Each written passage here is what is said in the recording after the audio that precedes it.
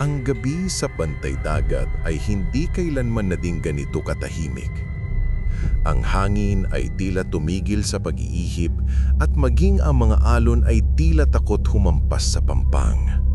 Sa itaas, ang kabilugan ng buwan, ang huling buwan sa 7 nilikha ng mga bathala ay dahan-dahang kinukulayan ng isang madilim at madugong anino.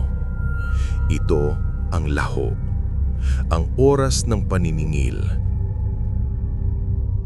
Si Datu Pinak ay nakatayo sa tuktok ng isang dambuhalang bato sa baybayin. Sa kanyang harap ay nakahanay ang 7 gimbal, mga tambol na gawa sa balat ng dambuhalang pagi at matitigas na kahoy ng ipil. Ang bawat tambol ay binasbasan ng dugo ng mga bayaning pumanaw na. Nadarama mo na ba, Kasing? Tanong ni Pinak. Sa likuran niya, dahan-dahang lumabas mula sa usok ng sinusunog na kamanyan si Babaylan Kasing. Ang kanyang kasuotan ay gawa sa mga balahibo ng mga ibong mandaragit at mga kwintas na gawa sa ngipin ng pating. Ang bawat galaw niya ay may kalansing na mga gintong kampanilya.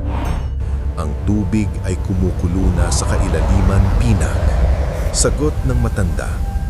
Ang bakunawa ay nagising na mula sa kanyang pagkakahimbing sa pusod ng dagat.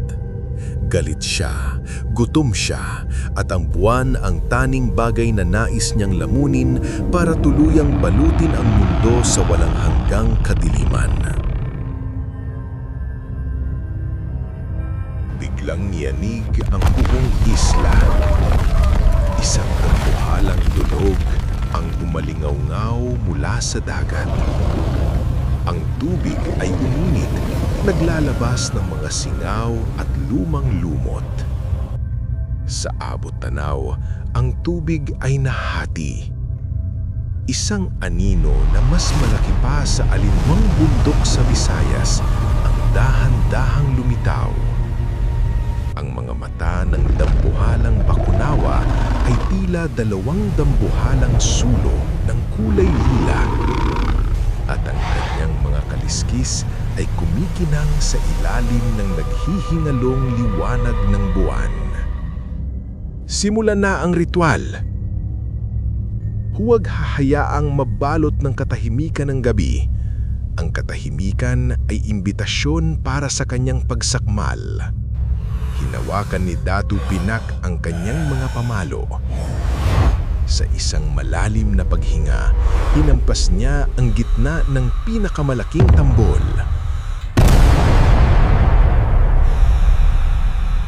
Nagsimulang gumalaw si Babaylan Kasing. Ang kanyang sayaw ay hindi ordinaryong sayaw.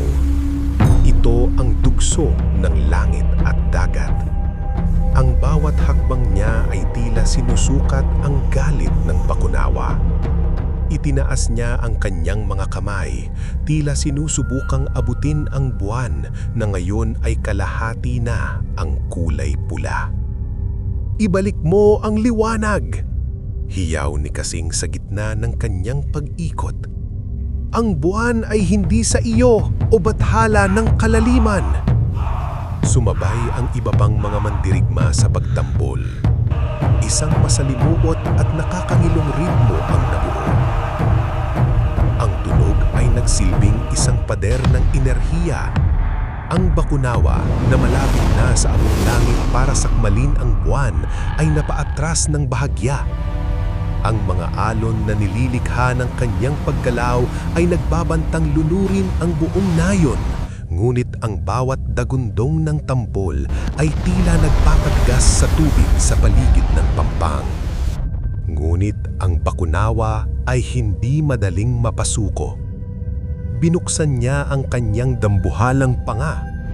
Doon sa loob, nakita ni Pinak ang isang itim na butas, isang kawalan na walang hangganan. Isang malakas na higop ng hangin ang naganap. Ang mga puno sa paligid ay nabali at ang mga dambuhalang bato ay nagsimulang lumutang patungo sa bibig ng halimaw. Higitan ng hiyaw ng halimaw! Sigaw ni Pinak sa kanyang mga tauhan. habang ang pawis ay dumadaloy sa kanyang katawan na puno ng mga tattoo ng pintados. Ang bawat hampas ni Pinak ay nag-iiwan ng lamat sa balat ng tambol. Nagsimulang dumugo ang kanyang mga palad, ngunit hindi siya tumigil. Alam niyang kapag tumigil ang ritmo, titigil din ang tibok ng puso ng mundo.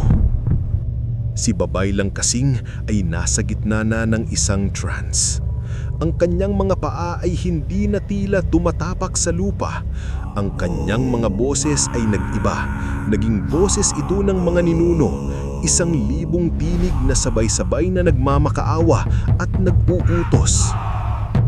Hala, hala, ibalik ang buwan, hala! Ang Bakunawa ay humiyaw muli at sa pagkakataong ito, nagpakawala siya ng isang alon ng madilim na enerhiya. Maraming mandirigma ang tumalsik mula sa kanilang mga tambol. Ang katahimikan ay dahan-dahang bumabalot muli sa ilang bahagi ng pangpang. "Huwag kayong hihinto!" sigaw ni Pinak habang mag-isa niyang pinapalo ang 3 tambol ng sabay-sabay, ginagamit ang kanyang buong katawan. Nang mapansin ni Kasing na ang Bakunawa ay malapit na namang makasubsob sa buwan, kinuha niya ang isang mangkok ng itim na kanin, ang kanin ng mga espiritu. Isinaboy niya ito sa hangin habang sumasayaw. Ang bawat butil ay tila naging maliliit na bituin na lumipad patungo sa mata ng Bakunawa. Ito ang panggulo. Ang Bakunawa ay napapikit, naguluhan sa liwanag na hindi nanggagaling sa buwan. Sa sandaling iyon, ang ritmo ng mga tambol ay naging mas mabilis, mas marahas. Ang tunog ay tila mga saksak ng espada sa pandinig ng dambuhalang serpiente. Ang Bakunawa ay nagsimulang magwala. Ang Bakunawa ay humampas sa isang kalapit na isla, nagpapaguho sa mga bundok nito. Ang dagat ay naging kulay itim at lila, puno ng mga patay na isda na niluto ng init ng kanyang galit. "Kasing, hindi ko na kaya!" hiyaw ni Pinak. Ang kanyang mga braso ay tila sasabog na sa pagod. "Isang huling alay, Pinak," sigaw ni Kasing. Ang dugong galing sa puso ng mandirigma. Naintindihan ni Pinak ang kailangan. Hindi sapat ang lakas ng bisig. Kailangan ang lakas ng kaluluwa. Kinuha niya ang kanyang kris at bahagyang hiniwa ang kanyang dibdib. Hinahayaang ang kanyang dugo ay pumatak sa ibabaw ng balat ng tambol. Nang muling humampas ang kanyang mga pamalo, ang tunog ay nag-iba. Ito ay naging isang tunog na hindi nanggagaling sa mundong ito. Isang tunog na kumakatawan sa lahat ng paghihirap, pag-asa at tapang ng sangkatauhan. Ang huling dagundong. Ang Bakunawa ay tila natigilan. Ang anino sa buwan ay nagsimulang umurong. Mula sa madilim na pula, ang buwan ay dahan-dahang bumabalik sa pagiging bilak. Isang matinding buga ng tubig ang pinakawalan ng Bakunawa, isang huling pagtatangka na lunurin ang mga tao na nangahas lumaban sa kanya. Ngunit si Kasing, sa isang huling matayog na talon, ay itinaas ang kanyang tungkod. Ang tubig ay nahati sa harap nila. Tila iginagalang ang kapangyarihan ng ritual. Sa huling pagkakataon, ang Bakunawa ay tumingin kay Datu Pinak at Babay Lang Kasing. Isang tingin na puno ng sinaunang galit at respeto. Alam ng halimaw na sa gabing ito, talo siya. Hindi dahil sa mas malakas ang tao, kundi dahil sa hindi sila napatahimik ng takot. Dahan-dahang lumubog ang Bakunawa. Ang tubig ay unti-unting lumamig. ang amoy ng asupre ay napalitan ng sariwang amoy ng dagat. Ang buwan, buo na at nagniningning ay muling naghari sa kalangitan.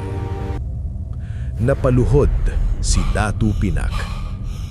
Ang kanyang mga tambol ay wasak na, tila mga basahan ng kahoy at balat.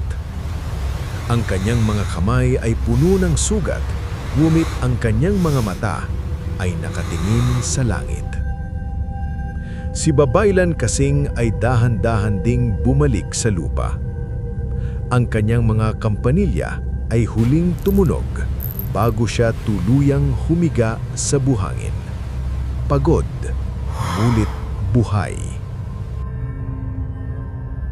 Lumipas ang mga oras at sumikat ang araw. Ang isla ng Bantay Dagat ay ligtas na, ngunit ang bakas ng labanan ay naroon pa rin. Ang mga patay na isda sa pampang at ang gumuho na kalapit isla ay paalala na ang mga halimaw ay totoo. Hanggang kailan kasing? Tanong ni Pinak habang pinagmamasdan ang mapayapang dagat.